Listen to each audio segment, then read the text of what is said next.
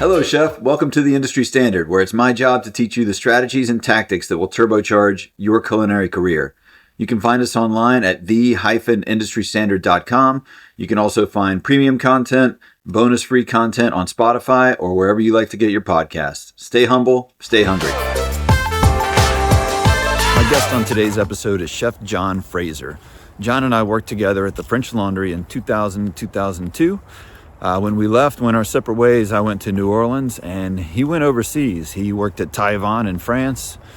I think he did some time in Madrid as well. And then he came back to New York City, started opening restaurants and never stopped. So he was a chef at Spoon. He revived a restaurant called Compass on the West Side. Then he started a restaurant called Dovetail. Dovetail earned a Michelin star for many years until he sold it. Now he's the principal of the JF Restaurant Group. And they've got restaurants from Tampa, Boston, just about everywhere in between, several in New York City. Iris got 3 stars from the New York Times. His flagship restaurant at the Tampa edition got a Michelin star for a couple years running now. And, he's somebody that doesn't hold back, and he goes deep with what it's like to be in his position, scars and all. So enjoy this interview with Chef John Fraser on the Industry Standard.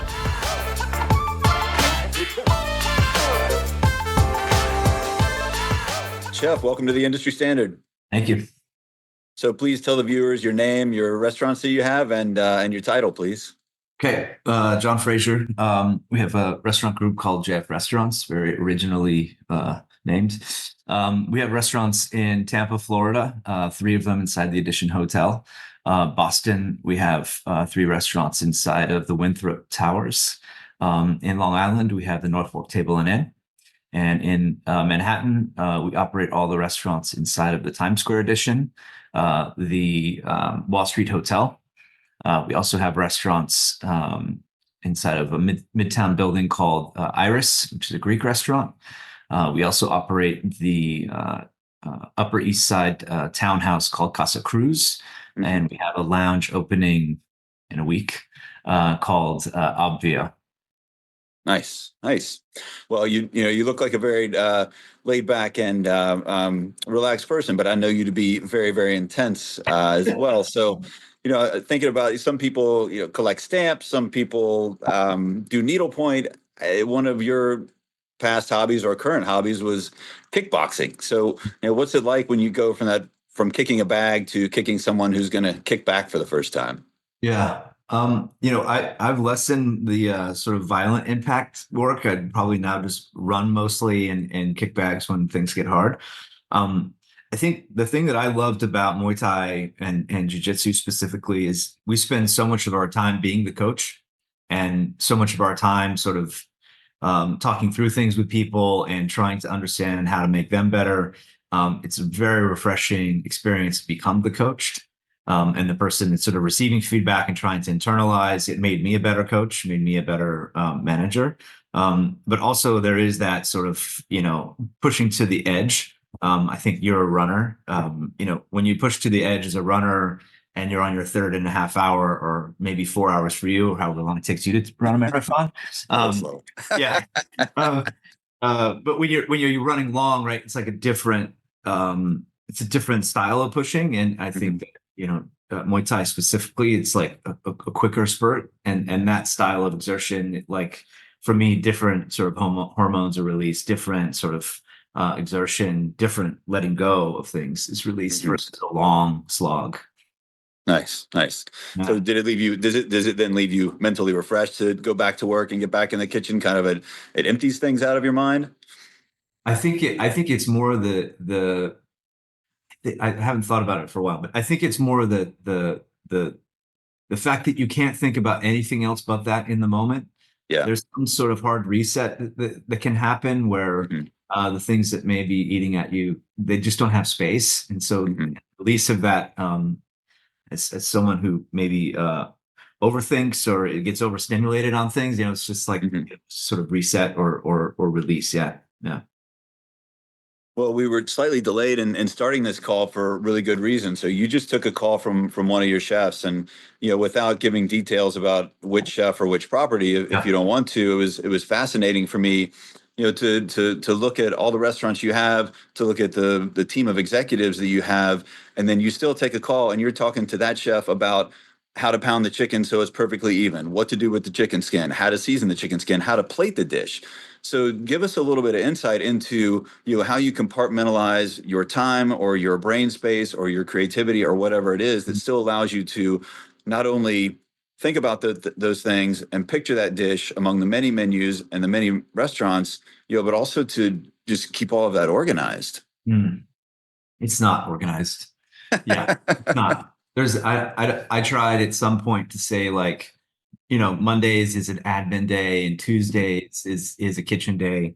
It didn't work. It didn't work Yeah. because we're always in some form of reconcepting, rethinking of an idea, working on a pitch, working on a big party or an event. Our business is not structured in a way like say a publicly traded company where there's a quarterly report and there's certain Mm-hmm. milestones that we sort of do. I also, um, uh, when it comes to structure, I operate best when there's a lack of structure. Okay. I think that may cause some chaos in the company, and I try and minimize my sort of that the things that we were discussing just now were texts that I was sending last night late. So Okay. I wanted to kind of just follow up so that the text started to make sense. So it's really about clarifying kind of a vision, but the vision for me is not always clarified before we start. So I think, and I've also tried to get into that where we have this sort of like this is what we want to be, and we work towards that thing because along the way, we have discoveries and we have a sense of like the what if game starts to gain momentum and the what if then becomes we should and if I don't follow the we should I feel like I fucked up Mm-hmm. because I think that's where the magic is, and I think that anyone who's involved in creativity has a different level of kind of dopamine hit that happens when the aha comes. And I think there could be an argument against not chasing the aha and staying in the box, which I've seen a lot of creative people do and be very successful. But for me, if I'm not chasing, if I'm sort of accepting good enough, I don't think we're doing our job. So maybe to answer the question, I think that structure looks like being available to the people that are running the restaurants and to the creatives that are doing the real work every day in the restaurants, and being able to sort of set parameters of expectation. That to me is like where gets more constructive. But on the how do I spend my time or how is my time best spent? It's best spent in service to others. And the others used to be when I was a cook or when I had one restaurant, it used to be those guests in that team. And now, we add those guests, that team, and now we have, what I would consider clients, their partners. And that the releasing of that into our construct is that, you've got people who hire us to service it could be their employees or their hotel guests, right? They're not really interested in my chicken skin dish. They're interested in making sure that the hotel food and beverage operates at a certain level and that pieces of our creativity are evident, but maybe not all the way. Those are we service them the way we service our guests. We pay attention to their needs the way that we pay attention to our guests' needs.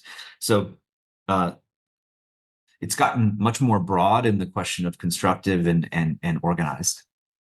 But do you have any sort of, I don't know, like DEFCON 5, 4, 3, 2, 1 system or layers of insularity or tiers of matters of urgency that, you have a corporate chef, and if you're a property chef or a restaurant chef, do Yeah. are there certain things that definitely have to get escalated to JF or get escalated to corporate or get escalated to the property Right. chef?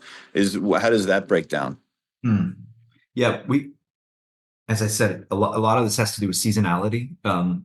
Right now in New York City, we're in basically one of the slowest months, right? Right before Valentine's Day. So a lot of it is about attention, but yeah, I think that there's a lot of stuff. All menu changes go through me. All Yeah. that sort of stuff all goes through me. There's a lot of input from a lot of people. I'm oftentimes sort of pushing things in a certain direction and editing versus actually creating, which is a fantastic space to be in, to have a bunch of talented people around you who bring you things. And we have a sort of saying that you walk in with your dish and you walk out with mine, but there's a fun way that we're able Sounds to, familiar. like, yeah, yeah, but it's fantastic to watch them. Yeah, I mean, it's about coming to a conclusion, not about process in some ways, and sometimes Yeah. process can get messy. But yeah, a lot of very talented chefs.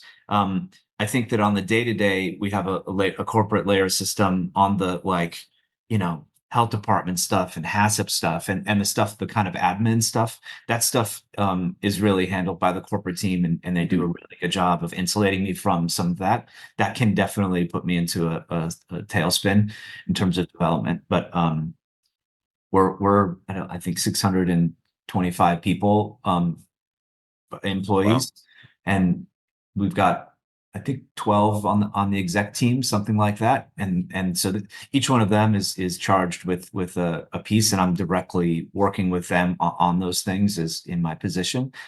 That's sort of, aside from the fun creative stuff, right? I mean, that part almost feels easy compared to some of the HR challenges or PR and marketing challenges. Those are the ones that you feel like there are no winners. There's no creativity that gets out of it. Right. It really becomes just there's a process and you just go through it. Mhm. Well, I remember being a young line cook and a young sous chef, and bringing, not only what I thought was a great idea to my sous chef or my chef, but also bringing a pretty tender, fragile, easily bruised ego. So Yeah. so I'm sure that some of your chefs and sous chefs, maybe they have giant egos, maybe they have tender egos. They all want to see their dish on the menu, and that when Yeah. their dish is on the menu, they're going to execute that one, Yeah. with pride and with attention to detail every time. So Yeah. do you have to manage each of those personalities individually, or are you weeding out big egos in the hiring process? How do you handle that? Um, hmm. I think that we all have egos, and I think that I'm good. I mean, that's a really good question. I haven't thought about it like that. Um, Especially putting myself back in that cook who was sort of like playing the what if game with someone with infinitely more knowledge and who have had a vision. And I was trying to include myself into the vision.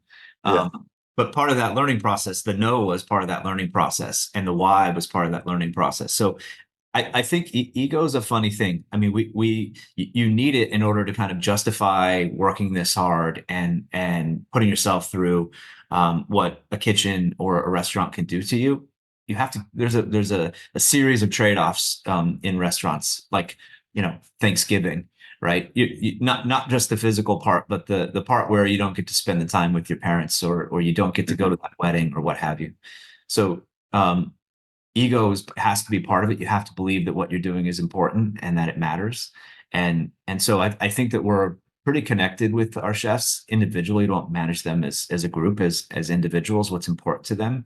But we've also tried to create space for them to have expression that maybe wasn't for the menu, or maybe is just a piece of something, and then it just gets bended at the last second, as opposed to a sort of all in no. Um, I've also found that a lot of our chefs, they don't actually want to create the whole menu. If they wanted to do that, they would try and go off on their own. I think that they appreciate structure and they appreciate yeah, process, and there definitely is a process to creativity. Um, one thing that we instituted a number of years back, it works really well for us, and I don't know how nerdy you want it to get, but is this a nerdy place to be or no? no, let's go. Yeah, let's go into the Oh, weeds. Let's okay. go deep. Yeah. Um, so it's there's three tiers to any dish, right? Tier number one is just a line on a paper. It's this is what the dish is, this is what's in it, right? And so that's one of the first steps for us to be able to talk about, does it work for this place? You know, you've got 6 items here. It's 6 things in this dish that already exist on the menu. So what are we going to do about that, right? You're just copying and pasting, right? And then it goes into tasting cards, and tasting cards are very specific. This is what's in the dish, and this is how it's prepared, right? So that chicken is poached. It's poached in this. It's for this long, that kind of thing. That's another round before we even taste anything. It's another round for us to start talking about whether or not it works for us. And then the last one is it actually gets put on a plate and gets eaten. So, in terms of dealing with hard decisions and egos and that sort of thing, before the chef even gets to the point where he's worked all day refining the concept and gone into it, we're having a concept narration around if it is even a possibility, right? Yeah. So I can admit that that might stifle creativity and might kind of get in the way of progress. But I can also say that we've saved money in terms of putting food on a plate. We've saved someone's time, including mine, and someone's caloric intake, including mine, right? So that process has helped us kind of create some insulation between here's an idea and here it is on a plate. Well, and it also seems like that process, you could almost do it blind, right? And it seems like there are so many steps to it that it keeps any of your chefs or cooks from taking it personally. Like I see that in there. I think that's a very cool way to do it. Yeah. Uh, It also forces people to think about things. The process of going to Excel and putting it into the document and weighing things out and actually going through a process, it causes you to think about things like how much does this cost, right? mhm. You have to really think through it. And going through that process oftentimes makes people recognize either it's not a good idea for this restaurant, doesn't mean it's not a good idea, or I need to change things in order for it to make it work, right? So, Yeah. sort of slowing things down, which I think is when we were coming up, things were happening at a much quicker rate, and so there's only one question, good or not good. Now there's a whole bunch of other questions.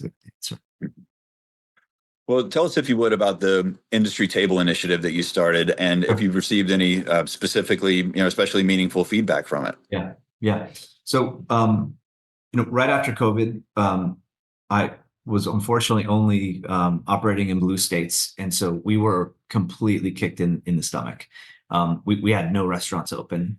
After COVID, the cities that I was operating in were very slow to come back as well. So not only did we not have a lot of restaurants, we had a lot of excess space in our restaurants. Yeah. So especially on the early side and on the late side. And as I'm looking at this excess space, and I also watched, especially is it, in LA and in New York City, which is where we were, basically based during COVID. I watched the hospitality industry just basically evaporate. There was nobody left here, right? You couldn't sustain a lifestyle here. There was no work. So a lot of people moved to Florida and other places. So, And sorry, by here you mean where are you right now? New York, yeah, in New York City, yeah. Um, so I was just, looking at empty tables. I'm like, we have the lights on, we're paying the rent, we're paying the dishwasher and the chefs. The servers need to make money. They largely get paid on tips. What can we do about that? So it's like, why don't we just try and feed each other, right? What's the best way for us to reach one another? So that was out of necessity, it was sort of like, let's have some fun. At least let's have some fun while we're getting spanked around, right? So we just sort of opened up this portal, and a little idea became a bigger idea. So what we offer is one table a night in all of our restaurants, and you get food at cost, and it's only for industry folks. So we've worked through the sort of onboarding, which is basically like I'm in the industry, right? And here's where. We ask you to kind of submit us your information, and we slot in a reservation every day. Every restaurant's different. Some restaurants it's a late night reservation, others it's an early time reservation. It's the recognition and the admonition all of us as restaurateurs can say, not every single table is full at every moment. It's just part of the deal, right? If it was, we would all be rich, right? So it's about creating an excess, using that excess space to create something else, right? And it could be for charity, it could be something else. I thought it would just be important for us to turn inward and take care of each other and start having conversations with one another at the table. Um, the most interesting piece for me was as it snowballed into a space where we started hiring people that would come for industry table. Oh, nice. Well, I mean, it kind of follows, but if you're thinking about where you want to work, it's a place where they take care of each other, right? And so I think it's not just an action; it's a signal. And so those critical conversations, we also got some really great feedback, right? Because the best feedback comes from industry people because they actually understand how the machine works. And so they can kind of more clearly point out why it's not working or where it is working. So it's been a feedback loop. It's been a hiring portal for us. And then, it's also been a place of just joy. Cool. That's Yeah. very cool. Yeah. I love the fact that you're hiring people that are like-minded industry Yeah. folks, Matt. That what a cool side effect. Yeah. Well, there's a book I read recently called Who Not How. It's by Dan Sullivan and Benjamin Hardy, and it's about finding the right people in your organization if you're the creative leader, and doing more than delegating. And so I look at you with 625 employees. Seems like 10 of whom are on your corporate team, and so you must have creative vision that has to have a 360-degree view. So the authors in that book, they talk about finding the right person, giving them the mission, and then not worrying too much about the how. Focusing on, again, finding the right person and being clear on the mission. Is that a way that you operate with your CFO, marketing director, corporate chef? How does that resonate with you at all? No, no, not at all. Okay, what do you do Yeah. differently? I, what I would challenge to that is the people that are writing that book or having that conversation are not dealing with the margins that we are. So our margins are extremely thin, like in Hmm. fact, oftentimes negative, right? Hmm. And this idea of sending someone off and letting them sort of do their thing and come back with success, it's just unrealistic. We don't have the depth of employees. We don't have the time, and we don't have the margins to support whenever it happens, it's going to be okay. I don't operate like that. I think, frankly, the people that can operate like that probably can grow quicker than I can, because it means they're starting from a place of financially being Yeah. in a margin of safety, let's call it, right? Hmm. So it's not to say that it's not possible. It's just not been my experience. The times that I've taken myself out fully from places in my company and sort of let it wander and know that it's going to get done. Hmm. I've felt disconnected and not necessarily kind of not necessarily kind of confident that it was done because something else has to get done after that task is my point, right? Yeah. The other thing is that going back to the margin piece, right? When we start talking about like CFOs and that sort of thing, like the people that work in restaurants and in hospitality, at our level, right, are if they're really bright and they've got an MBA and they're really have to have done things, they're choosing to work for a hospitality company, Hmm. right? Because they can make infinitely more money working somewhere else, right? Yeah. So I'm not saying that they aren't, the best and brightest, because I think they are, but they're working for us for a reason. It's about connectivity. It's about not sort of here's the task, when it comes back. It's about how are we tackling things as a group. So it's not been my experience. Perhaps it's one of the reasons that I haven't been able to grow the way that I've wanted or been able to sort of take my hand off the wheel. Hmm. But in our industry, that's not been a way that I've seen it work well. Okay, Yeah. interesting. Well, that begs the question because most of us, me included, and most everybody who will see and hear this, look at you and all of the properties that you listed as something that that we aspire to. So when you picked your success, or when you define success, or when you define progress for you and your restaurant group, what does that look like? Yeah. Um, I haven't fully gotten there. We had I'm sorry to keep talking about COVID, but it really was a marker for us. Hmm. It we had momentum going into COVID that was it was explosive, right? Yeah. And we had a number of restaurants in other cities that were sort of planned and being built, and when everything stopped for us, so did the momentum. Yeah. And a lot of our contracts and a lot of the things that we work on, um, and to be clear about when I say contracts, so we have a contract business that basically does services in their creative services, and then we have owned restaurants, right? So they're treated as one thing, but I see them as two things in the way that we provide resources to them. Um, when that stopped, we went on sort of triage, right? It was all about trying to make sure that we were able to service the clients that we had and truly keep the restaurant group alive, and the people that the executives that stayed on and worked while we had to lay everyone off, um, were able to make it through. Um, Hmm. Once the answer to that was yes, it really was a really kind of like starting up the engine again. And we've Yeah. just barely gotten there. And it sounds crazy because, it feels to me like COVID was yesterday, but it is a number of years. But Hmm. it's sort of a testament to like how food and beverage works, right? It takes time to have an idea, to sort of find the money to execute the idea, to put it out into the world, to stabilize it, right? To go from something that's losing, gobs of money to something that Yeah. maybe makes some money, right? And maybe it doesn't. And then what, right? Another concept. So there's always a process to these things. And I think that when we stop things, um, forced really to stop things, it's taken a while for us to get moving again. So uh, going back to the question, I'm not sure yet. Hmm. I'm not certain. I'm not certain how it looks in the future. I think that the walls and the secrecy around how restaurants work have come way down. Hmm. The secrecy around recipes, I mean, there's so much information out there, Hmm. um, and that can kind of like lay out a plan to do precisely what you do for a living, like almost Hmm. precisely, right? Yeah.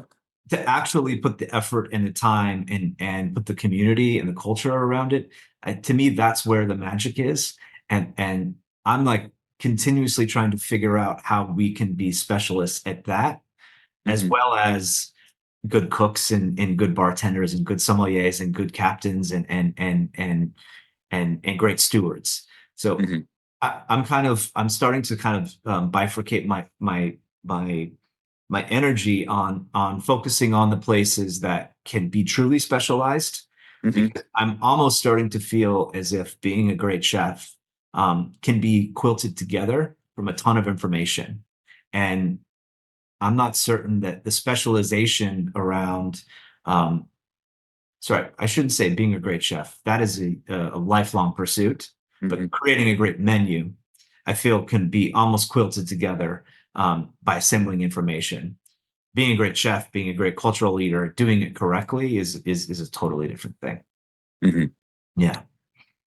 Interesting. We opened Proximo, our Spanish tapas restaurant, about 5 months ago, and just for fun, last summer I typed into ChatGPT generate a Spanish tapas menu, and it was the most boring generic thing you could have imagined. So there's something to that lived experience and I think the creativity of the human mind and experience in the kitchen, as opposed to assembling information, but your point about, I mean, so last night, one of my sous chefs, I told him, I was like, look, man, we got this strip steak in there. I want you to go watch the YouTube video of Marco Pierre White making pomme fondant.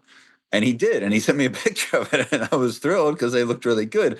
But all that stuff is accessible these days, Yeah. and it's unbelievable. But there's still, building blocks. There's still sine qua nons that I think great cooks, great sous chefs, have to have. So what are some things that a successful new line cook in your kitchens has to do, has to be, or has to have?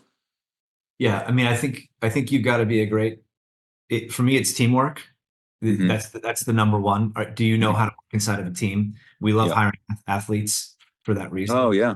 People who understand that there's a thing called the pass and there's a thing called the shoot, right? That's a really important part. And I think that you've got to be a great follower. And I think that that's, again, sort of in all of the books that one reads in preparation for leadership, actually being a great follower creates great leadership. Yeah. So before you're a leader, you're a great follower. You've got to be able to internalize the things around you, the information around you, and put it to use. Um, you show leadership in moments before you're a leader, but you've got to be a great follower. I want to say one thing about the ChatGPT because I think it's about prompting, not necessarily about the information. Mm, I asked ChatGPT about a very specific place, a specific time, a specific cuisine, mm. and more than 50% of what it gave back to me was my menu. Ah, amazing. So I guess I need to ask ChatGPT better questions. yeah, Huh? yeah. Well, no, I mean, but I think it. Listen, but writing the menu and executing the menu are completely different things, right? That's a totally we can recognize that, but I think what I'm saying is I'm challenging the question of like what is a restaurant when I say that, right? Because if I put 8 people in a kitchen and I give them all 5 dishes and all of them have YouTube, attached to them, and there's a computer screen in front of them that tells them to, fire it at a certain time, and there's no conversation between them. They're each in individual boxes. They don't talk to one another, right? Is the food going to be any good? Yeah, I don't know. That's a good That's what question. I'm saying. I mean, I think that we're about to enter a place where this idea of brigade, this idea of all the things that we grew fond of and that matter to us might not matter the same way in the future. And it's not good or bad. It's what change looks like. And I think the profit motive and capitalism drives things towards that. Um, Agreed. It's hard not to think through to the guest experience at the end of that because one of my favorite things about cooking is and always has been that it takes all five senses to yeah, operate effectively in the professional kitchen. And a robot can't do that. And the chef, I mean, the guest will be able to tell the difference. But right. anyway, um, so one might look back at your resume. This just occurred to me. One might look back at your resume and say, "Huh, is he a Greek chef?" Because I mean, I remember eating 20 years ago at Spoon way downtown and having a fantastic meal there. And I believe you have Greek concepts now. So tell us about the draw that cuisine has for you. Yeah, yeah. So, I'm half Greek, and uh, though Greek cuisine was not necessarily present in my house growing up, um, it was a conversation around our sort of our Hmm. blood. So it's been let's call it a hobby. It turned into a restaurant. I returned back from Paris to New York City, and I opened up my first restaurant. It happened to be a Greek restaurant. Hmm. That was, to be honest, more of a um, kind of a science project. It was just I didn't really know the ins and outs, so I had to do a lot of research, and this is pre-internet, really. So a lot of research and a lot of conversations with Greek cooks and a lot of Greek restaurants. And so my Well, version of that was sort of born then. Through the years after I left that restaurant, I've always been a huge fan of Greek cuisine and Greek culture. And I guess now 4 years ago, we opened up a Greek restaurant in Midtown. It's called Iris. mhm, Um, the thing that I would say is that the Greeks and Turks are not, excuse me, not necessarily friends. mhm. And when I'm in Greece, I'm craving Turkish flavors. So the Turks use more butter and more spice. And when I'm Hmm. in Turkey, I'm craving more olive oil and lemon. So Yeah. we've sort of taken the sort of best of those two cuisines and we've distilled them down into this sort of view from the Aegean, which is the little sea that sort of looks out on those two countries as well as Lebanon and Israel, etc. So um, I think that it's a very special restaurant to me. Um, it's an interesting restaurant because I think that probably a lot of Latin chefs would appreciate this. Where Greece and where, say, like Mexican food sits with people is very casual. Hmm. Typically. So to try and sort of push it to a place where it becomes not just a gyro or not just a burrito Hmm. has been a fun exploration.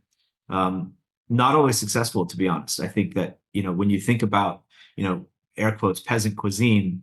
Um, or street cuisine, people don't like to pay up for it, but they kind of crave more of the comfort side of that versus Hmm. the elevated side of that. So Yeah. we've learned some lessons in that, right? Not to get too cute, to make sure that we stay kind of rooted in expectation, not Hmm. even classics, expectation. Where does expectation lie? It changes all the time.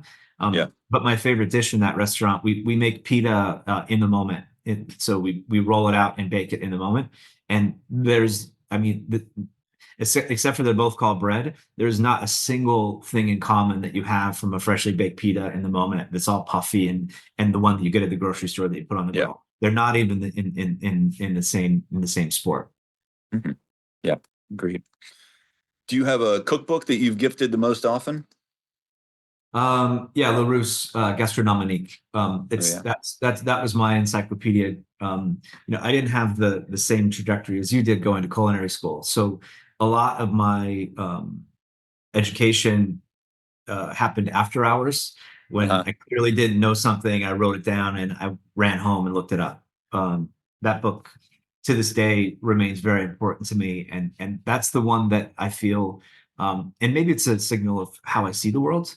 I see Hmm. the world as information, base information that's kind of shoved through people, and that's Hmm. what creativity looks like. I didn't have the base information. I had to learn it on my own, and I feel Hmm. like even those that went to culinary school, um, getting the basics right, getting the simple stuff right, is kind of where creativity starts and where really success starts. So that's my book. What's yours? East of Paris by David Boulez. Oh yeah, Yeah, that's it's a great one one. chef I wish I had always worked for. Hmm. I ate at Boulez Bakery once when I was in culinary school. We Yeah, went down there and it was like a $39 prefix lunch or something ridiculous, yeah, right? And I don't yeah, remember the first course, I don't remember the dessert, but the entree was just roasted chicken and pomme puree. And it was the yeah, best roasted chicken and the best pomme yeah, puree I still have ever had. And that was yeah. 1999 or something like that. And Right. reading that cookbook, those recipes are just like fucking lightning bolts, man. They're Yeah, so cool. They're yeah, so different. And this is a Danube. It's not even the Boulet book, yeah. but that more than any other cookbook that I know of or have ever read, that is like 4-star soul food in that book. It's so good. It's just, and I mean, how old is that cookbook? I mean, that's probably 20 years old and it's On still, some to me, more. it's Yeah, still vibrant. And then there's this whole section at the back about like the Viennese coffee house tradition and yeah, all these cookie recipes and stuff like yeah. that. So, He was a but yeah, genius. that's definitely mine. I've given it away a bunch. I've loaned out a bunch of copies that have never been Yeah. returned. That type of thing. Yeah, yeah, yeah. I have to say, one experience I had, and I think uh, David was a genius. But one of the experiences I had at Boulé, um, it was with a chef friend and one of his partners, I think. And we went the tasting menu, and we couldn't afford it. It was wild. It was Uh-huh. very expensive. And I learned a really great lesson. It's going to sound negative, but I learned it there. And it was first of all, it was a very vibrant restaurant, very busy. Hmm. And for them to be cooking at that level and that many seats was like it was very, very busy. But the time between courses was like half hour on a tasting menu, right? So you're eating like 5 bites, and then Yeah. it was like a half hour between courses. And by the end of it, I mean, this was like 3.5, 4 hours, and there was like wine pairings happening, and the sommelier would walk away. We'd do the thing that someone, they would leave the bottle for us to sort of watch and eat at the same time. And I was like, Yeah. this is wild, right? But to this day now, when I'm coaching our teams about long menus, or when I'm talking about like holiday menus, I'm like, you think people want to like hang out, you think that they want to be there for 3 hours, but that's an extremely long time to be sitting in front of the same people, no matter how interesting they are, and doing the same thing. You got to keep it moving. And I learned that experience at Boulet was really formative for me. Yeah. Interesting. Interesting. Yeah. Well, you spoke a minute ago about the person, the chef, the cook, being the conduit or the fulcrum from the information that we receive to the creativity that comes out. And so where do you search for that information these days? Where do you find it? Where do you find inspiration or information that drives your creativity? Yeah. I I've stopped searching. I don't really look out hardly at all anymore. I Hmm. more look in. Yeah, Okay. I'm trying to be a bit more of how can I refine kind of my thoughts and my process as opposed to what else is out there. Um, I will say though, the travel for me is like the number one place for me to feel free. And Hmm. whether or not I'm tasting something or seeing something I've never seen before, it's the unlocks that happen through the process of being in Hmm. travel. And it may be because, you put your phone away for a second and stop answering the emails, or it may be an inspirational chef. So I think that I think it's travel is number one. Being in a different place, having Yeah. different air, having a different experience. But it's not always the thing that I'm being served, the thing that I'm seeing. It's also just the release of the pressure valve of the everyday grind. Yeah. Yeah. How Well, about you? one thing that occurred to me, so Keith McNally, famous for, going to Paris, buying the entire restaurant, everything from the ceiling to the floor, and importing it and bringing it back to New York. And Balthazar has been an institution forever, and it's gorgeous. But I think a lot of American restaurateurs or would-be restaurateurs go to Greece, go to France, go to Spain, and they're like, "Oh man, this tiny little taverna where you can only eat standing up. I want this in my hometown." Or this tiny little trattoria where they're going to scoop and serve for me, but it's the best pasta I've ever had. We need this in my hometown.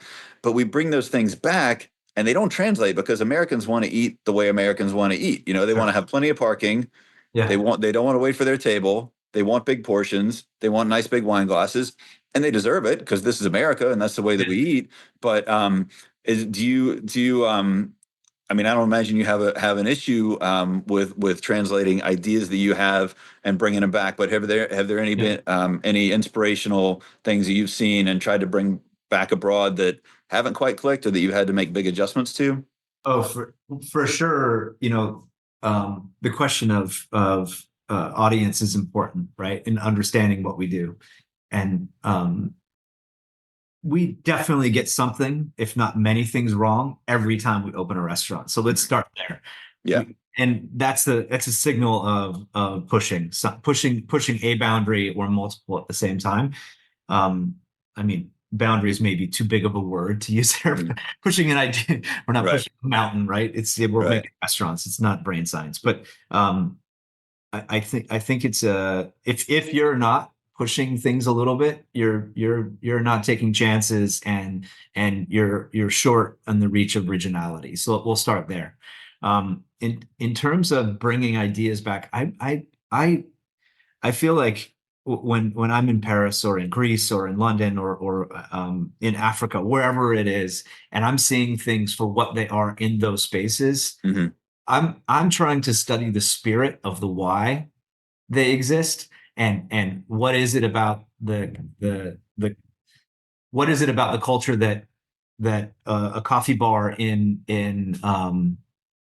Italy, that you go there and you suck down a couple of espressos and you're out. What is it about that makes sense for them? And why did they choose to stand up rather than sit down, right? hmm Why in France do do people not take coffee to go? You don't, I mean, maybe a little bit more now, but there was a time that there was no such thing as a coffee to go in Paris, right? So what is it about those things? And that's what gets me sort of excited, the cultural piece of that, and sort of trying to sort of bend the why into our why. But I'll give you, there's a really well-known group here, and they have a Via Carota, Jody and Rita, and they also have this bar called Bar Pisolino, and it's you know I would say it's a tough location. It's right on Seventh Avenue. It's just like, cars and trucks are bombing by, and they built what is, I think, a pretty nice replica of those Italian style sipping, espresso type bars, except they're just serving booze rather than coffee. And it's a wild success. They're opening another one. It's smashed, right? So I think that's a very good example of well, I think people will stand, they probably just won't stand and drink coffee for whatever reason, right? But they will stand and drink booze. And so they took that idea and bent it towards what I think an American version of it would be. So I think that that's a good example of a sort of Italian idea that will not work in America, a standing coffee bar where you get served espresso, but people will stand and drink alcohol. Um, yeah, I'm very careful about that sort of importing directly ideas. Yeah, It's cheap, to be honest, yeah, and it's hard to get passionate around something that doesn't have a piece of you in it, and that it's a direct yeah. import. Yeah, and yeah, 100%. And you can't replicate that charm of those dusty alleys that you just can't like, and you can't bring that to a like Hawthorne and Wood Yeah, it's inside is beautiful and the atmosphere is fantastic, but it's in a mixed use development with 5 stories of condominiums above us and retail on the ground floor, and right. it doesn't have any atmosphere outside. All the charm is inside. So, Yeah, so yeah. Well, last question at the lineup food hall in Boston. yeah. The tagline for the property says curated by John Fraser. Mm, I look at that and I think created by John Fraser. mm. So after you've decided on the concepts, at what level in the creative process do you sort of hand it off and say, okay, here's the blueprint. You guys got it from here. Like how deep down do you dive into each of those? There's burger, there's coffee, there's vegetarian, there's two more. Yeah, yeah. Um, so we as a team created all of them. We run them as well. I mean, I think that might just be a word we use, and I think that we were. I remember the conversation. I think that the idea was that we were future proofing kind of what's going to happen inside of this food hall. Hmm. There's no doubt that the 5 things that we created, one of them isn't going to work. Hmm. Probably another hour we could spend talking about what does failure look like, what does it mean, how do we Hmm. internalize it in these things. Yeah. But for sure, not all 5 of those are going to work. And and frankly, I would rather have an awesome next door neighbor in the food hall than create another new concept. Yeah. I get a supercharged by watching other people either in direct competition or not do well. Right, Yeah. I love it. So I think the future proofing of that language is really about saying, look, we're in control of the space.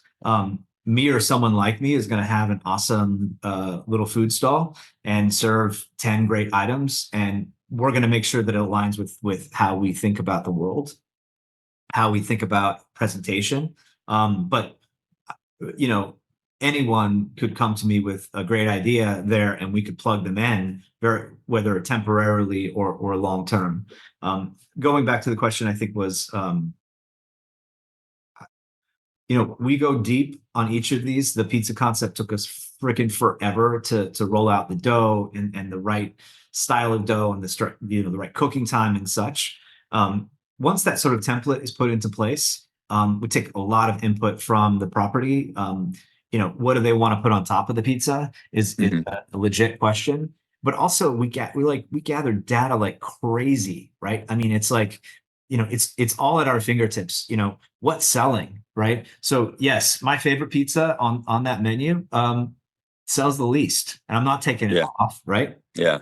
Um, the best-selling pizza has got Caesar salad on top of it, and it's on a Neapolitan crust. And you know what? Frankly, for lunch, that might be something that I would order rather than my Yeah. pizza.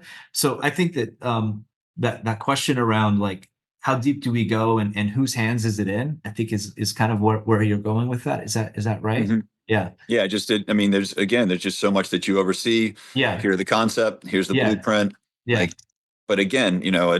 again before this call, you're taking a phone call from a chef and Yeah. talking about chicken skin and cabbage. So, Yeah, but we can't be there 100% of the time, right? And mhm. I think the question is, so who's overseeing it? We've got like an incredible group of people that are all in on taking care and being a steward of a concept or a steward of a recipe. It Yeah, doesn't mean that they get it right every time. We spend a lot of time traveling. I'm on the road quite a bit. I'm hmm, I'm in Boston tasting that pizza once a month, at yeah, least, right? wow, And that's really, and the other thing, Brandon, is this generally going to be for our ilk, our yeah. kind This is geared towards aspiring chefs. Yeah. got it, got it. Okay. So one of the other learnings that I had, and it probably happened around 10 years ago, is that I only taste food in the dining room.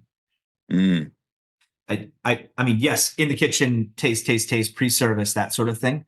But yesterday in um in getting ready for our opening, the entire menu was cooked and served in the dining room for us to taste it. Yeah. You said, the sort of five senses of cooking. The same goes for our diner, and Hmm. and understanding when our guest and how our guest sees us, and what the food part plays in the overall experience or not. That being said, right? We spend a ton of time eating food and doing it the way the guests would, not necessarily Hmm. during service, but like actually tasting it in the dining room and seeing how it feels with this fork and knife, right?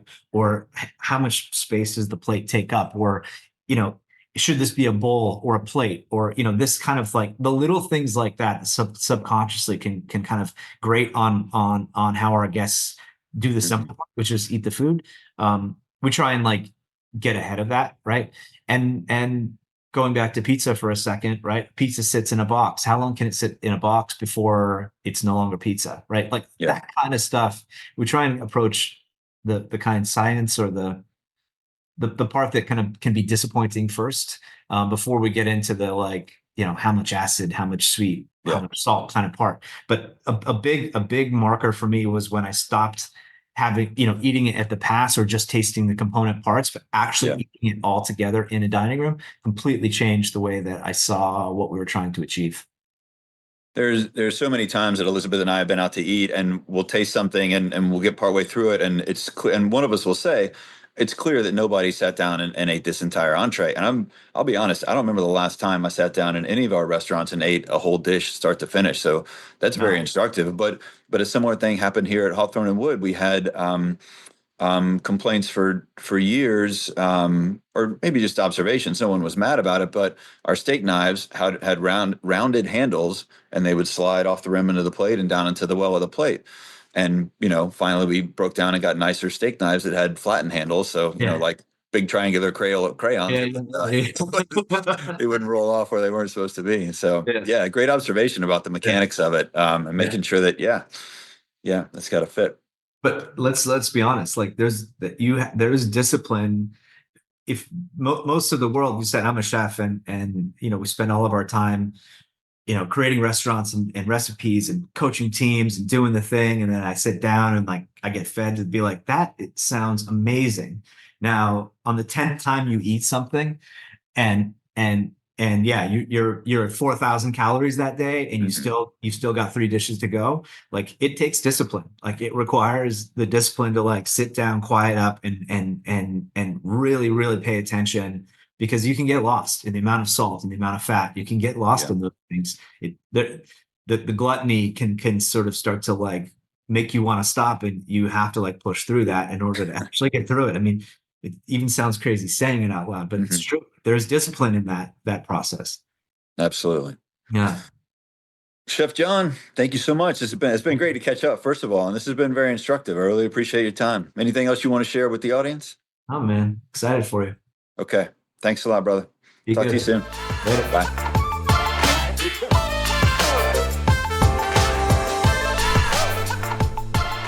All right, Chef, one's over for now. Thanks for watching. Thanks for listening. I truly hope that you got some value out of this episode. Remember, you can find more premium content and more free bonus content at the-industrystandard.com and on Spotify or wherever you get your podcasts. Stay humble, stay hungry.